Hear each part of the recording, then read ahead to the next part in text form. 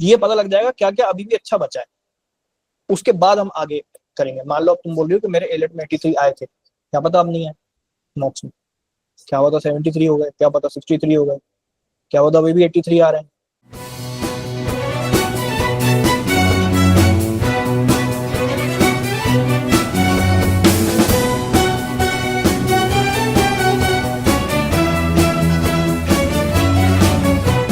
भैया I am dropper, AILET 25 में मेरे 83.50 स्कोर रहा था, अटेम्प्ट 110 थे, तो इस साल एलेट और क्लैट दोनों करूं या फिर सिर्फ क्लैट, और मैंने ड्रॉप लेने का डिसीजन अभी लिया है तो पढ़ना अब स्टार्ट करूंगी, तो मैं क्या स्ट्रेटेजी रहनी चाहिए अब से?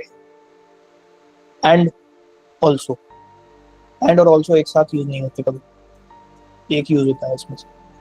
तो मॉक्स कितने कितने दिन में दूं, वो तो बताया ना, कितने कितने दिन में कितने कितने कहाँ कहाँ के क्या क्या मॉक देने।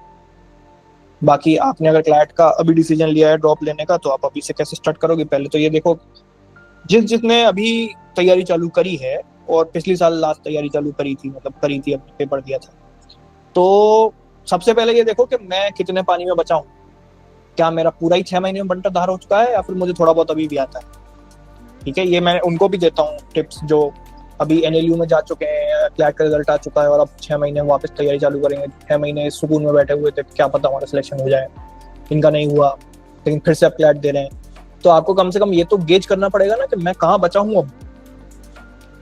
हमने तलवार चलाई थी दिसंबर में जाके, क्या हमें अब चलानी आती भी है? उसकी धार कितनी बची है वो तो देखो।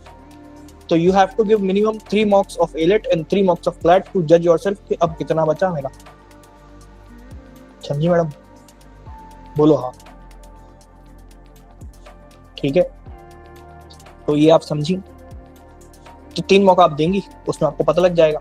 उसका वैसे ही एनालिसिस करना है जैसा मैंने बताया, तो उसमें आपको चीजें पता लग जाएंगी कि क्या क्या खराब हो गया है जो अच्छा था, क्या अभी भी अच्छा बचा है। अच्छा तो नहीं हो सकता जो 6 महीने में पहले दिया था, है ना, कि करंट अफेयर्स उस टाइम खराब थी अब अच्छी हो गई, पढ़ा ही नहीं होगा कहाँ से अच्छी हो जाएगी। ठीक है, तो ये पता लग जाएगा क्या क्या अभी भी अच्छा बचा है, उसके बाद हम आगे करेंगे। मान लो अब तुम बोल रही हो कि मेरे एलेट में 83 आए थे, क्या पता अब नहीं है मॉक्स में, क्या पता 73 हो गए, क्या पता 63 हो गए, क्या पता अभी भी 83 आ रहे हैं। ये तो तुम्हारे ऊपर है ना, मॉक जब दोगी तब पता लगेगा। ठीक है, तो जब ये तुम दोगी तब तुम पता लगेगा, तो उसके बाद तुम एक प्लान ऑफ एक्शन बनाओगी कि ये चीज खराब हो गई है, पहले तो मैं अपने पुराने लेवल पे पहुंचूं। स्ट्रेटेजी नंबर 1, एलेट में 83 आ रहे थे, अब एलेट में 63 आ रहे हैं, तो 83 तक तो पहुंचूं, हो गया 1। उसके बाद आगे का करूंगी तैयारी। ठीक है, ये हो गया।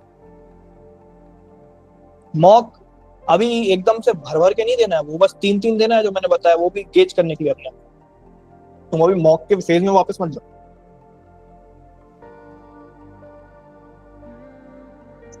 शिवम पाठक का कहना है मॉक में अटेम्प्ट कैसे बढ़ाएं। मॉक में अटेम्प्ट धीरे धीरे बढ़ते हैं। आज तुमने 100 अटेम्प्ट करे, परी का एग्जांपल लेते हैं, आज परी ने 80 अटेम्प्ट करे, अगले मॉक परी को पता है कि आज से 3 दिन बाद है। अब परी का टारगेट ये होना चाहिए कि आज अगर मैं 80 अटेम्प्ट करके आई हूँ, अगले मॉक में 85 करना ही करना है। ठीक, अब यहाँ पर प्लान कहाँ स्पॉइल होगा? जब मॉक बिल्कुल उल्टा आ जाए, खराब एकदम हार्डेस्ट, तो शायद परी अटेम्प्ट ना कर पाए। ठीक है, बट अगर ऑलमोस्ट इजी मीडियम आ रहा है तो आप आराम से 5-5-5-5 करके अपने अटेम्प्ट बढ़ा लोगे।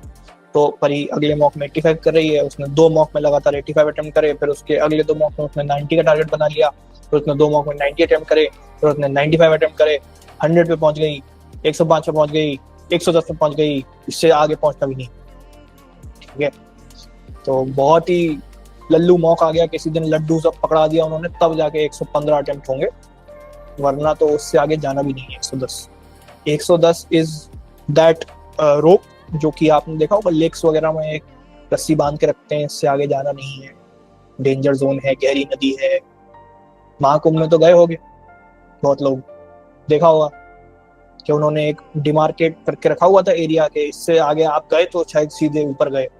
ठीक है, आगे जाओगे तो पहले नीचे जाओगे फिर ऊपर जाओगे। ठीक है, तो वो 110 अटेम्प्ट वाला मार्क वो है कि वो रस्सी है, वो अगर आपका ब्रीच हो रहा है मार्क कि मैं तो 110 अटेम्प्ट के बाद भी आगे जा पा रहा हूँ, तो एक बार खुद से क्वेश्चन करो, क्या ये मॉक इतना इजी आया है, या मैं अपने हक के नंबर भी निपटाने जा रहा हूँ।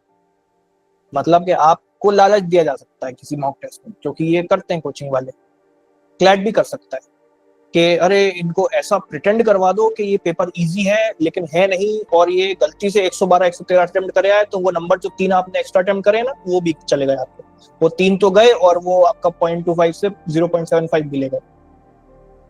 तो ये थोड़ा देखना पड़ेगा, खुद से पूछना पड़ेगा कि मैं 110 से ऊपर निकल रहा हूँ अटेम्प्ट में, क्या अभी ये सही में इतना इजी पेपर? ठीक है, हम ऐसा तो कभी होता नहीं है कि जो नदी में तैरने जाता है वो उस रस्सी के आगे नहीं जाता, कोई जाता वो है जिसको अपनी स्विमिंग पे कॉन्फिडेंस रहता है कि हाँ मुझे इतना आता है, कर लूंगा, कोई बात नहीं, टफ भी आया होगा तो मैं 3 अटेम्प्ट और कर लेता हूँ, आता है मुझे। वो अटेम्प्ट करता है बस उस पॉइंट से आगे। 110 अटेम्प्ट करके आ रहे हो तो अब जैसे परी ने बोला कि एक्यूरेसी पे होना चाहिए, अटेम्प्ट पे होना चाहिए, पहले तो अटेम्प्ट करो, जाओ तो सही पहले आगे तक, छूके तो और 80 के कितनी बड़ी है कैसी है, फिर हम देखेंगे कि अच्छा हम कहाँ तक पहुंच पा रहे हैं अल्टीमेटली। ठीक है, तुमने अगर 100 अटेम्प्ट कर लिए, क्या पता तुम्हारे 60 सही होंगे, 70 सही होंगे किसी दिन, फिर किसी दिन 75 होंगे, किसी दिन 80 होंगे, ऐसे करते करते करते करते एक्यूरेसी तुम्हारी पहुंच जाएगी कि अगर मैंने 110 अटेम्प्ट कर लिया तो मैं एक दिन 105 भी ले आएगी। 105 मेन पेपर में ले आई तो बेटा NLSIU क्या छोड़ो, सिंगल डिजिट रैंक आ रही है तुम्हारी।